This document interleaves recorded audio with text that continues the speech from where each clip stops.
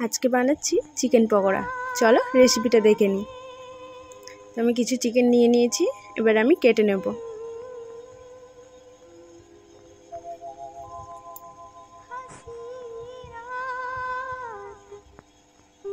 ছোট ছোট করে আমি কেটে নিচ্ছি। তোমরা চাইলে বড় বড়ও রাখতে পারো, আমার কাছে কম পিস ছিল তার জন্য আমি ছোট ছোট করে কেটে নিচ্ছি। ছোট ছোট করে কাটলে ভাজাটাও খুব সুন্দর হয় আর আমার ভালোও লাগে।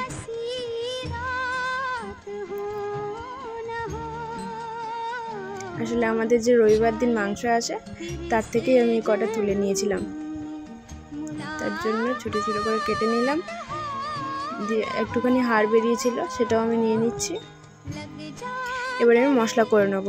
একটা আদা আর 5-6টা মতো রসুন দিয়ে গ্রেট করে নেব। তোমরা চাইলে পেস্ট করে নিতে পারো। আসলে গ্রেট করলে একটু একটু যখন মুখে পড়বে ভাজাটা তখন খুব সুন্দর লাগে, তাই আমি গ্রেট করে নিচ্ছি।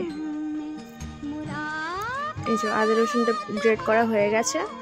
এবার আমি মাংসটা মাখাবো। মাংসটা মাখাতে লাগবে আমার গ্রেট করা আদা রসুন। এই ছোট চামচের 1 চামচ লেবুর রস,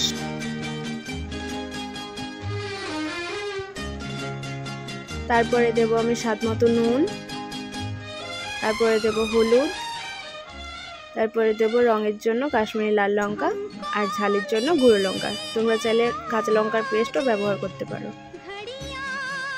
এবারে দিয়ে দেবো জিরে পাউডার, তারপরে দেবো ধনে পাউডার, তারপরে দেবো গরম মশলা। তোমরা চাইলে গরম মশলা নাও দিতে পারো, আর আমার কাছে চিকেন মশলা ছিল সেটাও আমি একটু দিয়ে দিয়েছি। তোমরা চাইলে নাও দিতে পারো, কোনো অসুবিধা নেই।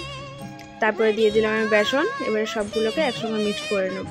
যেমন মেশানো হয়ে গেছে, এবারে আমি দেবো সামান্য সর্ষের তেল আর দেবো কর্নফ্লাওয়ার।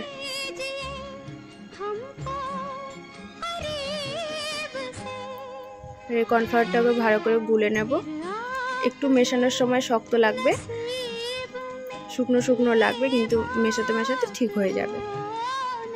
দেখো মেশানো হয়ে গেছে।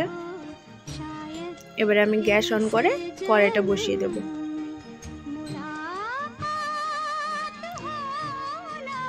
কড়াইটা মিডিয়াম আছে গরম করে নেব। খুব বেশি গরম করব না, কারণ প্রথমে আমরা হালকা হালকা করে মাংসগুলোকে ভাজবো এবং ভাজতে ভাজতে সেদ্ধ করব। তাই গ্যাসটাকে মিডিয়াম আঁচেই রাখতে হবে।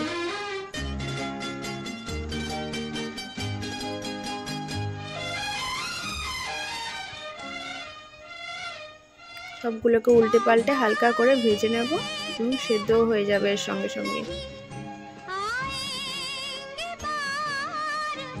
একে একে সবকটা মাংস আমি ভেজে নিচ্ছি।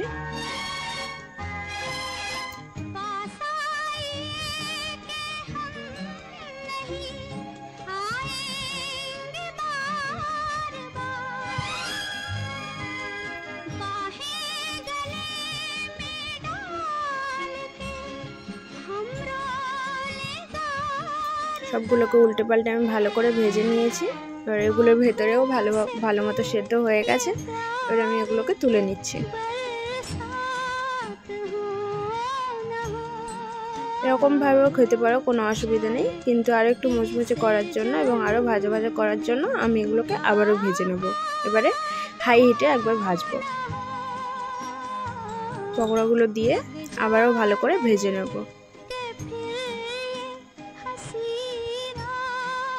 ঠিক আছে, পকোড়াগুলো এবারে কিন্তু খুব সুন্দরভাবে হয়ে গেছে। এবারে সবগুলো লাস্টে আবার একবার দিয়ে ভেজে নিচ্ছি।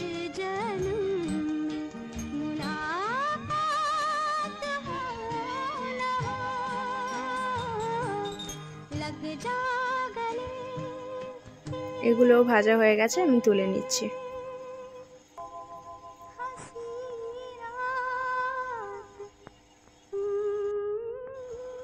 আমার হয়ে গেছে পকোড়াগুলো সুন্দর করে ভাজা। এবারে এর উপরে তোমরা বিট নুন ছড়িয়ে নিতে পারো, কিন্তু আমি নুনটা পরিমাণ মতোই দিয়েছি, আমার লাগবে না। বাবাইকে আমি পকোড়া আর চা সাজিয়ে দিচ্ছিলাম, আর সেই সময় আম নিয়ে এসে দিল। চলো বাবার রিভিউ নেওয়া যাক। কি